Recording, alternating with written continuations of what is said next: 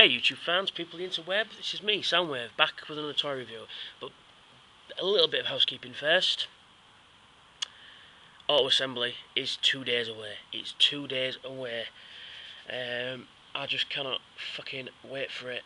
I cannot wait for it at all. It's gonna be so fucking cool. Yeah, I love mess. There's a pint waiting for you, mate. This video is dedicated to you, by the way.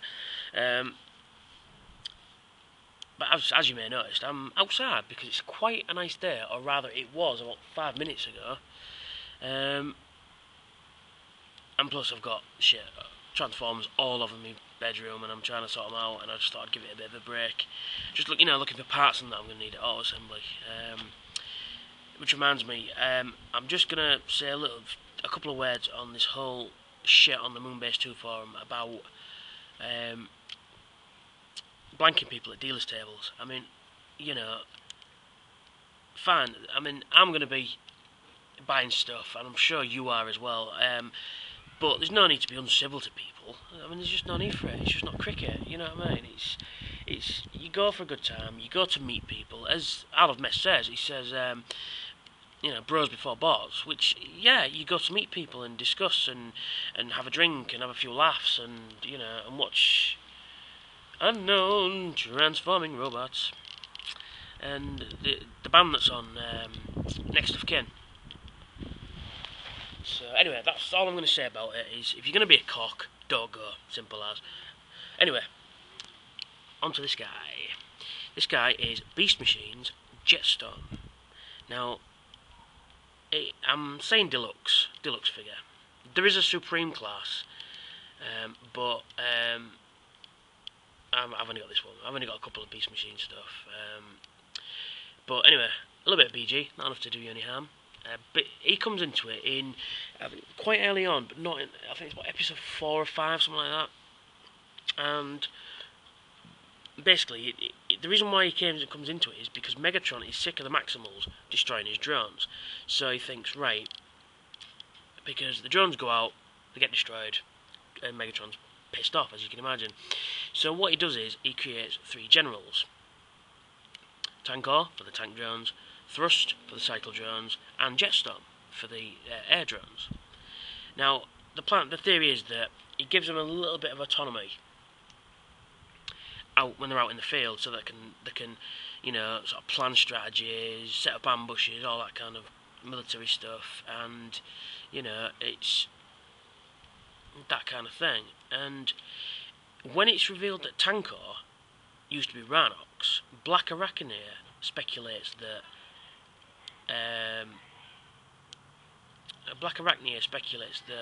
Thrust used to be Ranox. That used to be Silverbolt, but it turns out that Thrust is actually Waspinator, and it's Jetstorm who is Silverbolt. But Jetstorm's character is very brash. He is brash, bit of a blowhard.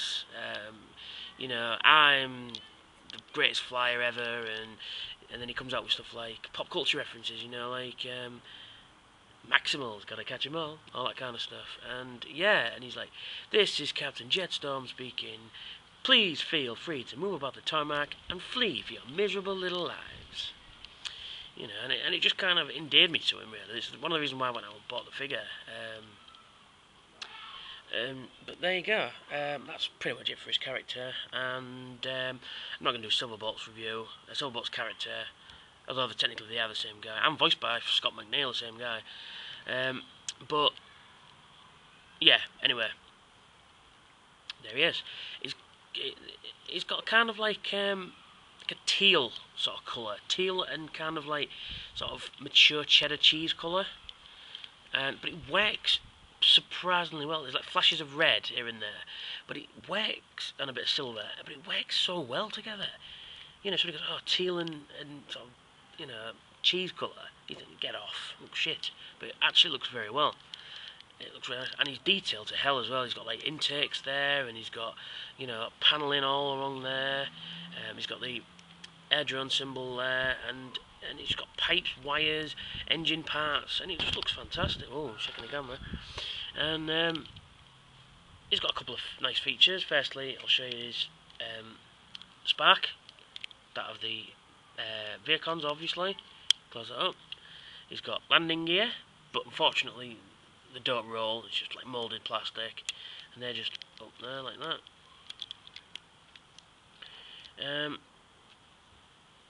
So just looking at it, it looks kind of sort of organic in a way as well. I mean, that's not the intention, but it kind of looks like an organic Jetfire, which looks like it's grown, not built. I think it looks really cool. But anyway, yeah. So it's got the obligatory spring-loaded missile. So we got and whoa, and I've lost them to them outside. Just bear with me 1 second.